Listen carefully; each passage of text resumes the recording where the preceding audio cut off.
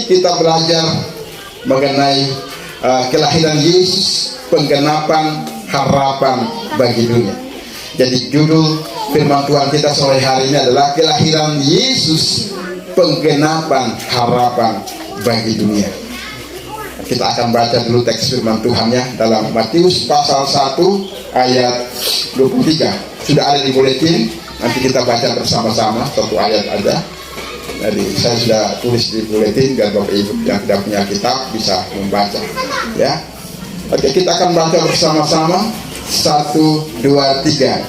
Sesungguhnya anak darah itu akan mengandung dan melahirkan seorang anak laki-laki, dan mereka akan menamai dia Immanuel, yang berarti Allah beserta kita. Ya. Malaikat Tuhan menampakkan diri kepada Maria bahwa dia akan melahirkan seorang anak laki-laki yang akan menebus dosa manusia, dan mereka akan menyebut dia Immanuel. Arti dari Immanuel artinya Allah beserta kita. Bulan Desember adalah bulan kita merayakan Natal atau kelahiran Yesus Kristus ke dalam dunia. Banyak dari kita yang merayakan Natal dengan sukacita, namun di saat yang sama dunia masih penuh dengan permasalahan, kesedihan, tantangan. Mungkin kita bertanya-tanya, apa arti Natal bagi kita saat ini? Apa sebenarnya Kristus dilahirkan pada malam yang penuh damai itu? Tapi Yesus lahir di tempat yang sangat kotor, ya. Itu menjadi sebuah perenungan bagi kita bahwa hidup kita yang kotor sekalipun, ketika kita membuka hati kepadanya, dia akan lahir dalam hidup kita. Tidak peduli betapa berdosanya kita, memang Tuhan bilang bahwa kalau kita menerima dia sebagai sang putra Natal itu, maka dia akan masuk dalam hidup kita dan akan mengubah hidup kita, akan memberikan kehidupan yang berkelimpahan dalam kehidupan kita. Ya, ada 3 hal korban yang sempurna. Korban yang sempurna itu siapa? Tidak ada nabi manapun yang bisa menyelamatkan kita selain Allah sendiri yang menjadi manusia, supaya datang menyelamatkan kita, mati di kayu salib untuk menebus dosa kita. Jadi Allah sendiri yang datang dalam diri Yesus Kristus untuk menyelamatkan kita, ya, sehingga kita yang berdosa ini dapat diselamatkan, ya, memperoleh keselamatan, ya, itu. Makanya Allah akan berdiam di dalam hati kita, di dalam hidup kita. Itu sebabnya ketika kita menerima Yesus sebagai Tuhan dan Juru Selamat, kita tidak berjalan di dunia ini sendirian, ya, tapi ada Tuhan yang tinggal dalam kita, ada Tuhan yang menyertai kita. Itu sebabnya ketika Bapak Ibu susah, ya jangan takut, datanglah kepada Tuhan Yesus, dia akan menghibur kita. Terus kalau kita kekurangan gimana? Ya datang juga kepada Yesus, minta berkat dari Tuhan, dia akan mencukupkan apa yang kita butuhkan. Amin. Terus kalau kita sakit gimana? Ya datang kepada Yesus, kan dia adalah dokter di atas segala dokter. Dia adalah dokter yang tidak terbatas. Ya pokoknya banyaklah masalah kita. Kalau kita mau mau sebutkan satu persatu mungkin tidak ada habisnya. Sama dengan Tuhan, pasti ada pertolongan, ya. Meskipun kadang kita pikir, oh Tuhan ini saya sudah doa tapi belum dijawab oleh Tuhan, di manakah Engkau Tuhan? Ya kadang-kadang kita bisa bertanya demikian sama Tuhan. Tapi firman Tuhan mengatakan bahwa pertolongan Tuhan tidak pernah terlambat dan juga tidak pernah tergesa-gesa. Amin. Pertolongan Tuhan itu tepat pada waktunya, ya.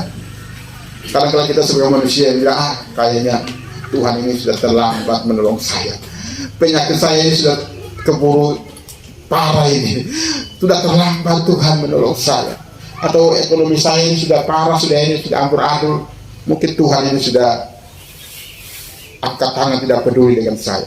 Tapi pada sore hari ini saya mau katakan kepada Bapak Ibu bahwa apapun keadaan kita, dia Tuhan yang selalu ada bersama dengan kita. Dia adalah Immanuel, ya, yang tidak pernah akan meninggalkan kita. Amin. Dan Yesus itu adalah pribadi yang nyata. Kalau kita merayakan Natal itu, kita sering merayakan Natal, kita sering dengar Yesus lahir 2000 tahun yang lalu di kandang Bethlehem. Tapi sekarang setiap tahun itu Yesus sudah lahir lagi, datang di kandang Bethlehem lagi. Tidak ada, hanya satu kali aja datang lahir di kandang Bethlehem. Tapi setiap tahun kita merayakan Natal. Di setiap tahun itu Yesus mau lahir di dalam hati kita, hidup kita. Hidup kita ini ibarat kandang Bethlehem itu, Bapak Ibu. Hidup hati kita itu ibarat palungan itu, di mana bayinya diletakkan di palungan itu. Jadi setiap tahun 2025 ini kita nggak merayakan Yesus datang di kandang Bethlehem, tapi kita merayakan, mengalami Dia hadir dan datang masuk di dalam hidup kita, keluarga kita, pekerjaan kita, dan seluruh kehidupan kita. Ya. Karena kuasanya masih tetap ada sampai hari ini. Ya, janjinya tidak pernah berubah. Jadi kalau manusia itu berjanji, belum tentu dia bisa menepatinya. Tapi Yesus pernah berjanji bahwa Aku akan menyertai engkau sampai akhir zaman, sampai dalam. Jadi Natal sebagai pengingat bahwa Allah tidak jauh dari kita semua. Tapi Dia menyertai kita dalam segala aspek kehidupan kita. Dalam tantangan kita tidak sendirian, Allah bersama kita. Bapak Ibu adalah Yesus. Ketika engkau percaya bahwa Dia sanggup menolong, maka engkau akan melihat mujizat itu dalam kehidupan kita. Ya, itu. Jadi gereja kita nggak bisa menyelamatkan, menolong Bapak Ibu, tapi Yesus Kristus sebagai kepala gereja yang sanggup untuk menolong Bapak Ibu. Ya, itu. Ya, orang bilang sekarang di YouTube itu banyak semua orang memprediksi 2026 terjadi krisis, 2030 puncaknya krisis katanya. Kalau kita dengar-dengar, kita jadi takut juga, bahaya kalau krisis ini. Poin yang ketiga, harapan yang membawa pembaharuan hidup. Jadi Yesus datang ke dunia bukan saja untuk membawa keselamatan, tapi juga untuk mengubah hidup kita, ya, menjadi baru. Jadi Natal itu biasa orang itu identik dengan baju harus baru, rumah harus dicat, pun semua baru. Kalau tidak ada yang baru, ya pasti kadang-kadang nggak mau ke ibadah itu. Makanya orang itu gara-gara baju, kadang-kadang itu nggak jadi kenal atau gara-gara baju. Padahal Tuhan itu nggak nuntut baju sebenarnya. Tuhan menuntut hidup kita gitu. Tapi karena kita sudah kebiasaan, kalau Natal kan harus sepatu baru, baju baru dan sebagainya.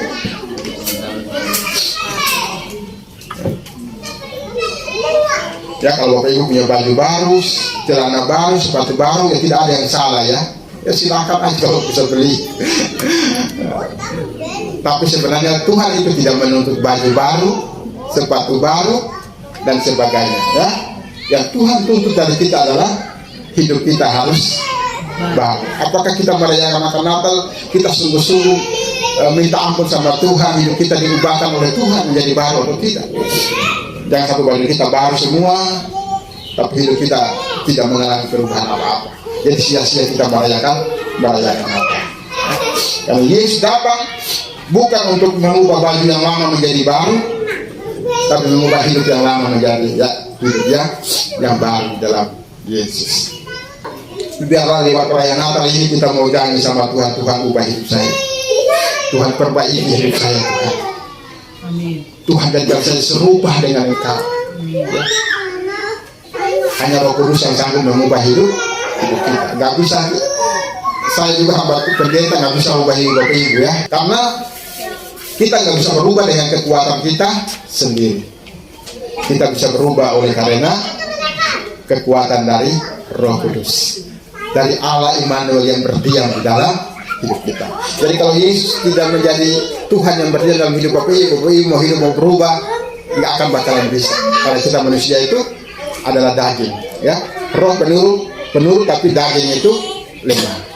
Ya banyak yang jago, saya tidak mau judi lagi om, saya tidak mau lagi tipu orang lagi om. Tapi ternyata masih kumat juga ya, karena manusia biasa. Tapi kalau kita datang sama Tuhan, Tuhan aku orang berdosa, aku ini punya kekurangan yang banyak, tapi Tuhan peganglah tangan saya, Tuhan ubahkan hidup saya, Tuhan jadikan saya serupa dengan Engkau. Maka saya percaya Roh Kudus akan bekerja dan mengubah hidup kita. Yesus datang supaya kita mempunyai kehidupan yang berkelimpahan. Yohanes 10 ayat 10. Jadi Yesus datang ke dunia ini supaya apa? Kita mempunyai kehidupan yang berkelimpahan. Kehidupan yang berkelimpahan itu bukan harta yang banyak ya, tetapi keselamatan yang paling mahal itu yang paling mahal dalam hidup kita ya. Kalau harta itu hanya bonus seperti itu ya. Kenapa? Karena kalau kita meninggal kita nggak membawa harta ya, kita membawa karakter kita, pelayanan kita selama kita ada di bumi ini ya. Makanya Tuhan itu nggak tertarik dengan karir kita, dengan kekayaan kita, tapi Dia lebih tertarik dengan karakter kita. Mari kita menyerahkan hidup kita kepada Tuhan dan berjalan bersama Dia. Dia adalah Allah Immanuel, Allah beserta kita. Jadi Bapak Ibu, demikian firman Tuhan kita sore hari ini.